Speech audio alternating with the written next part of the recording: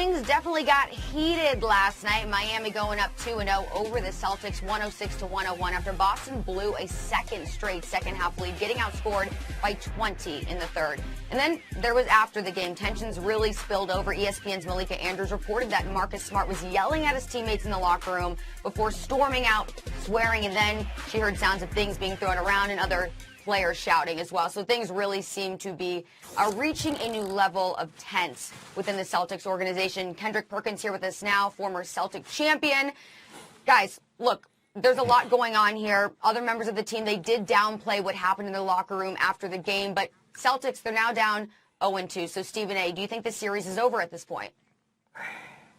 I do believe it's over because I picked the Miami Heat to win in 7, and I don't see Boston winning 4 of the next 5 games. I just don't view it that way. So as a result, I do believe this series is over.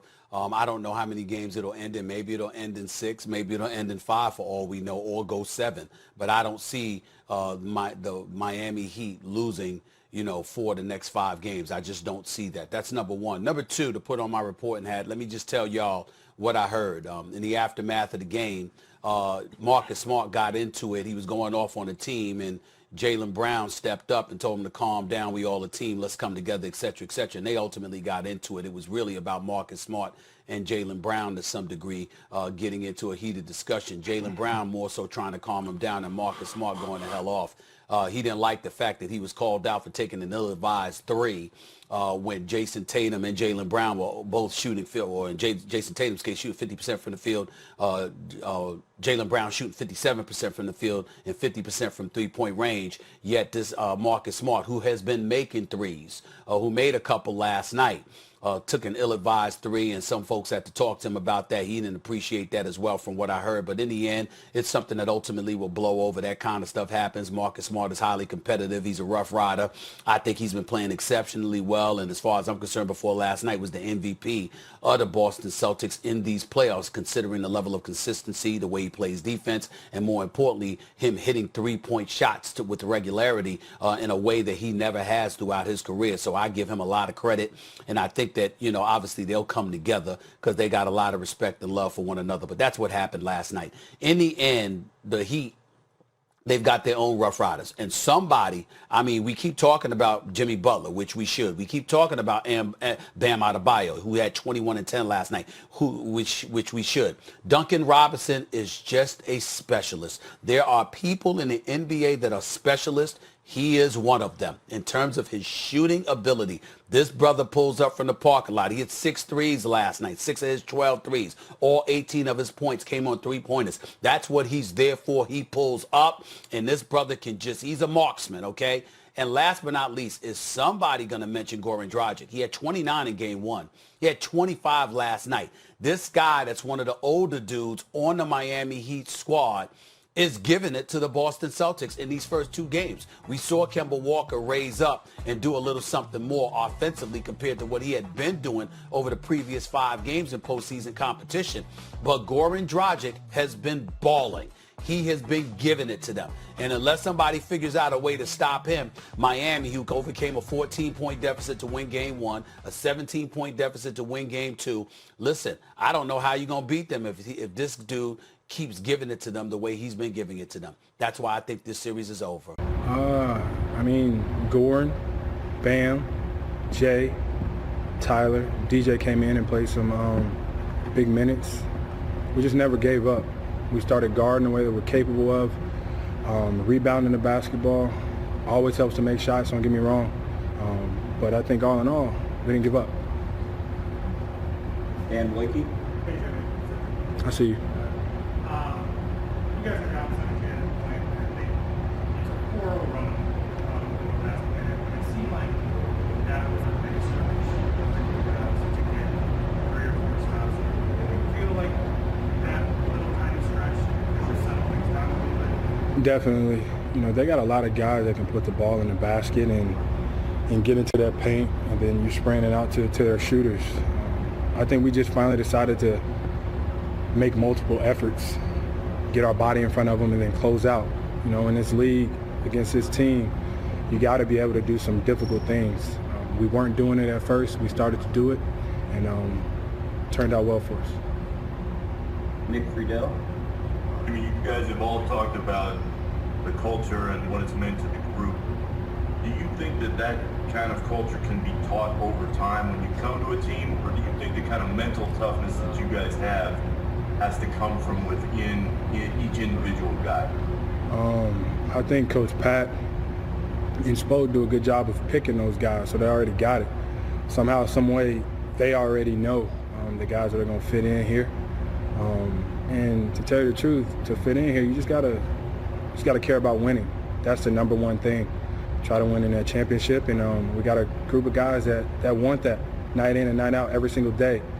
There's only one goal in our mind, and that's to win it. Anthony Chang. Hey Jimmy, I know you guys have run zone throughout in different spots throughout the season, but how do you think it worked tonight against Boston, especially in that third quarter? It was great. We got what we wanted to get out of it. They'll go and they'll study it and come back better, but we'll make adjustments as well. I think we're really good in that zone because we have guys that have long arms and can get in the passing lane. I think we just got to do a better job of rebounding out of it. I know a lot of it comes down to what happens on the court, but you've played for a lot of different coaches. What makes Eric Spoelstra so good in these playoff situations, where he's able to make in-game adjustments like that and for it to results to come back simple? To tell you the truth, he trusts his players, everybody out there on the floor, and as much as he's commanding us on what to do, he's always asking, "What do you see?"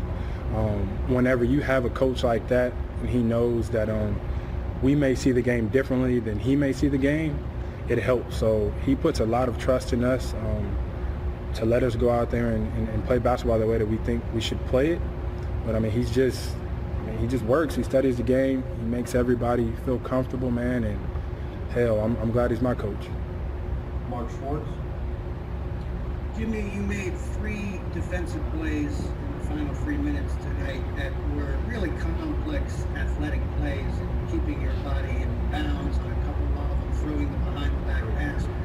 Tell me about the mindset that goes into being in the right spot, first of all, and then being able to finish the play rather than just break it up temporarily. I think Spo is always preaching to me to just impact winning. Every single day, every time we talk, every time we speak, it's how are you going to impact winning tonight? And I think I did that on the defensive end. I think Goran and everybody else did that on the offensive end. But my job tonight was to guard, play those passing lanes, keep the energy level high, and do what I can to help win. So, you make a play on the ball, keep the ball in bounds, and then my teammates will handle the rest. Brendan Tobin. Jimmy, you guys have talked about always one that elusive for 48 minutes, but you have gotten very good at building your way out of these holes. What is the mood like on the team? I know you guys aren't afraid to call each other out. What is the communication like when you aren't playing up to par and feeling like you got to climb out of it and get better? We look each other in the eye and we tell each other when we're on some BS. Spo's going to do it. I'm going to do it. Jay's going to do it. Tyler's going to do it. Duncan's going to do it all the way down the line because it's unacceptable. We know whenever we're not playing the way that we're supposed to be playing. And as bad as it sounds, it's like a switch. It just turns on us up. There we go right there. So I'm telling you, it's straight-faced communication, move on and get it done. Clay Ferraro. Hey Jimmy, I know you talk about him all the time and you talked about it tonight, but what more can you say about Goran? He's a winner, man. That's my guy. Zoki and Gogi, to the day that the world ends. That's me and him. It's our nickname together. And I'm glad that he's on my team. He's so smart. He doesn't care about stats. He just wants to win. And I think everybody overlooks that. But he's huge, and he has been all year, and making sure that everybody's in the right place, everybody's comfortable, everybody has the most confidence that they can play with on the floor. And I'm glad that he's on my team. He's so smart. He doesn't care about stats. He just wants to win. And I think everybody overlooks that. But he's huge, and he has been all year, and making sure that everybody's in the right place, everybody's comfortable, everybody has the most confidence that they can play with on the floor. And he's everything for us, to us, and for him to know, like, okay, I got to do this. That's why he's another one of our leaders. What's my why? My people. You know, I'm here sacrificing what I'm sacrificing for my family. But we're gonna bring them a championship. So that's my why. Mark Spears. How do you guys keep, now you're not underdog anymore, people believe you. How do you guys keep that with this 2-0 lead and this mentality? We haven't done anything. We haven't.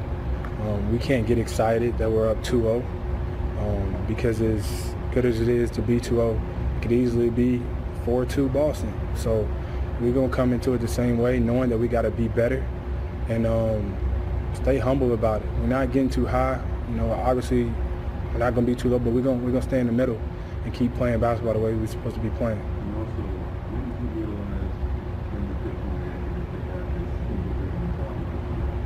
this I knew it beforehand. I knew it. You know, I'm watching film of these guys. I'm seeing where these guys are coming from, and I'm like, yo, look, they like me in a lot of ways, which is good because I know how I would talk to myself, so I know how I can talk to them. I know what I would expect out of myself, so I know what I can expect out of them. And they're just some good dudes. They just want to win, man, and I'm here for that. Wes Lammy. Jimmy, you talk about obviously just having fun with this group and you guys love playing the game of basketball, but that defensive impact, obviously, with the last moments of the game winding down, how much fun is that on that end of the game? That's what it's about. That's what wins championships. Defense does that. And, you know, Bam played great defense tonight as well. DJ came in and did that. We was, you know, taking charges, getting on the floor for loose balls. That's how we're going to win. You know, we have to make it a tougher game. We're going to have to get it out of the mud, as we say, because on a talent level, I think Boston has that edge. Brandy from UTV. Hey, Jimmy, in the second quarter, you guys played a little flat. In the third quarter, ignited and outscored Celtics 37-17. What was said during the half to get the team going? You didn't have to say anything. We already knew. So, you know, coach didn't come in there yelling. He just came in there and was like, hey, guys, glad we watched the film, but there's nothing to say. We know it, you know it, and let's go out and act upon it. So we decided to go play some defense. Jimmy, thank you for your time, sir. You know it.